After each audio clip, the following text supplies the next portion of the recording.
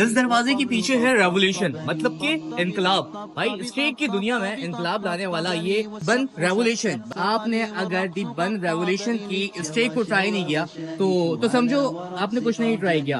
Test की जिम्मेदारी तो मेरे दोस्त ने ली और रेट की जिम्मेदारी मैं लेता हूँ। यहाँ पे ऑथेंटिक इसमें बीफ बर्गर, पे चिकन बर्गर और इसके साथ साथ चिकन स्टेक जो है वो ऑथेंटिक मिल रहे हैं। तो अगर लोकेशन की बात करूँ तो मेन अबू हसन असमानी रोड और नियर अपोजिट डी एजुकेटर।